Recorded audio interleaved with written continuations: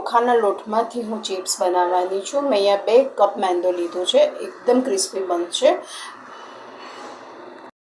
સૌથી પહેલાં મેં એક પેન લીધું છે, ગેસ ચાલુ કરી દીધું છે. જે વાટકીથી મેં મેંદો લીધો છે ને એ જ વાટકી ભરીને હું પાણી લઉં છું.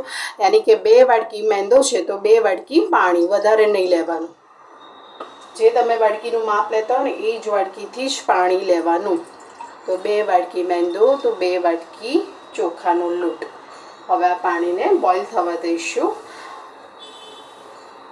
ક્રિસ્પી બને એના માટે હું અહીંયા 2 ચમચી જેટલું ઘી પણ એડ કરીશ. તો આપણી ચિપ્સ એકદમ કુરકુરી બનશે.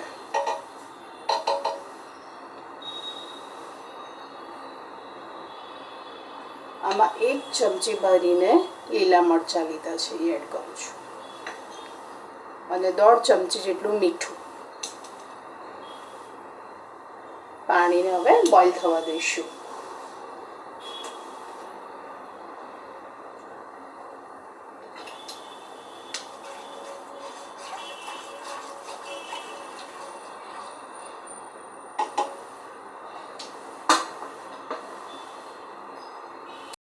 ઉકળી ગયું છે તો આ મેંદો અંદર એડ કરી દેવાનો અને ફ્લેમ ધીમો જ રાખવાનો અને મિક્સ કરી દેવાનો.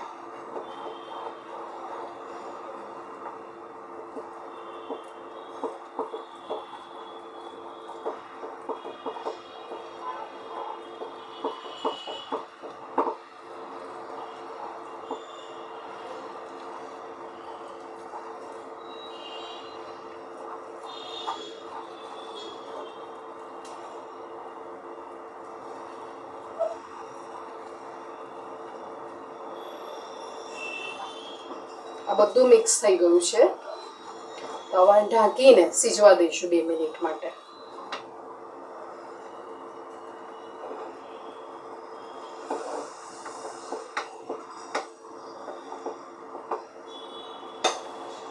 અને ઢાંકીને સીજવા દઈશ 2 મિનિટ માટે. મિનિટ થઈ ગઈ છે અને હવે ગેસ બંધ કરી દઈશ. એકવાર મિક્સ કરીને તો મેં ગેસ બંધ કરી દીધો છે.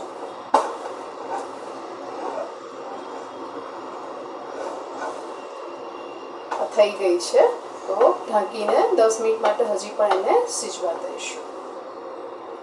ઢાંકી દેવાની અને 10 મિનિટ માટે સીજવા દઈશું. 10 મિનિટ થઈ ગઈ છે તો હું કથરોટમાં કાઢી લઈશ.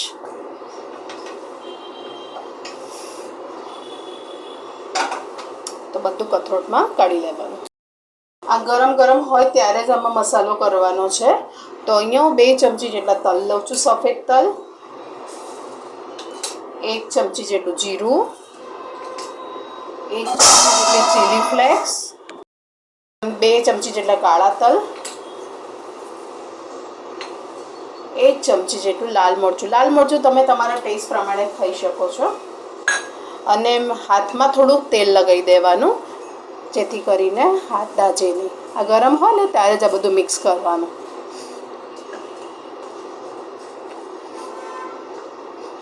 તો જ બાઇન્ડિંગ થશે.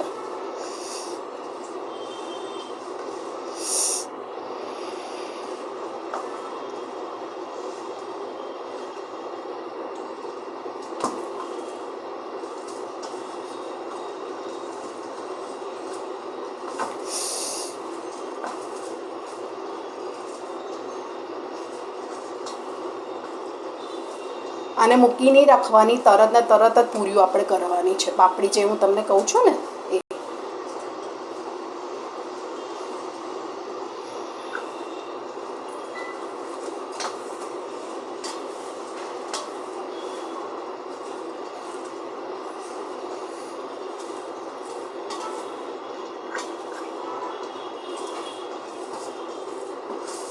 આ રીતે કરી દેવાનું. થઈ ગયું બધું મિક્સ. હવામાંથી નાના નાના લુવા કરી દઈશ. આમાંથી આટલા નાના નાના ગોળા વાળવાના. આપણે પૂરી માટે કરીએ છીએ ને તો બસ આટલા ગોળા વાળીને હવે રેડી કરી દઈશ. આ ટાઈપના જોયા તમે? બસ આ ટાઈપના બધા કરી દેવાના. રસી લીધું છે. આમાંથી એક મોટો લુવો લઈ લેવાનો અને આપણે જેમ પૂરી વણતા હોય ને એ રીતે આને વણી કાઢીશું. એકદમ પતલી વણવાની.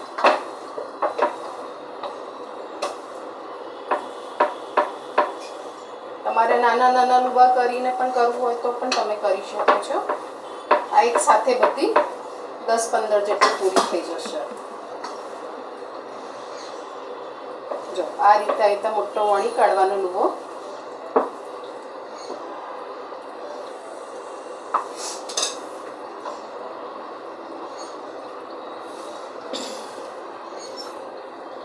અને મારી પાસે ઢાંકણું છે તો પહેલા આપણે ફોર્કથી બધે કાણા પાડી દઈશું એટલે પૂરી ફૂલે નહીં, એકદમ કડક અને ક્રિસ્પી બને. અને આ ઢાંકણું છે ને એનાથી કરી દેવા. તમારે કેટલી સાઈઝની પૂરી ખાવી છે એ પ્રમાણે તમે કરી શકો છો.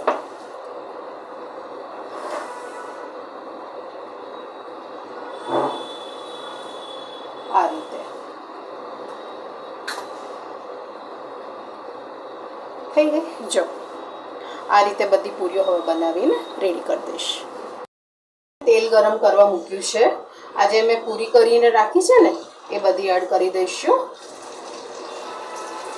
ચોખાની ચિપ્સ પણ કહેવાય, પૂરી પણ કહેવાય, તમે જે કેવું એ કહી શકો છો.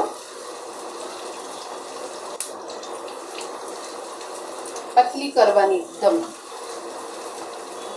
અને બ્રાઉન થાય ત્યાં સુધી થવા દઈશું. તમને મારી રેસીપીઓ કેવી લાગે છે? જો સારી લાગતી હોય તો લાઈક કરજો, કોમેન્ટ કરજો, સબસ્ક્રાઈબ કરજો. આ દિવાળી સ્પેશિયલ જ હું આ બધું બનાવી રહી છું. દિવાળીમાં બાળકોના લંચ બોક્સમાં તમે આપી શકો છો બનાવીને. યા રૂટીન લાઈફમાં પણ તમારે જોઈએ તો બનાવી શકો છો આવી રીતે. આને બે બાજુ ક્રિસ્પી થવા દઈશું. ત્યાં સુધી બીજી પણ હું વણી લઈશ. જો એવી સરસ ક્રિસ્પી બની જોઈ તમે. હજી પણ તમારે બ્રાઉન કરવી હોય તો કરી શકો છો. જો સરસ થઈ ને. હજી આને થોડીક વાર થવા દઈશ. થઈ ગઈ છે તો એક પ્લેટમાં કાઢી લઈશ.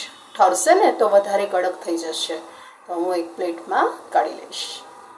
આ રીતે બીજી બધી પણ બનાવીને હવે રેડી કરી દઈશ. પૂરી બનાવીને મેં રેડી કરી છે. જો કેવી સરસ બની છે, એકદમ ક્રિસ્પી થઈ છે. જો બતાવી, જો કેવી સરસ બની. તો તમને મારી આ રેસીપી કેવી લાગી? ચોખાના લોટની પાપડી પૂરી જો સારી લાગી હોય તો લાઈક કરજો, કોમેન્ટ કરજો અને સબસ્ક્રાઈબ કરજો. Thank you for watching.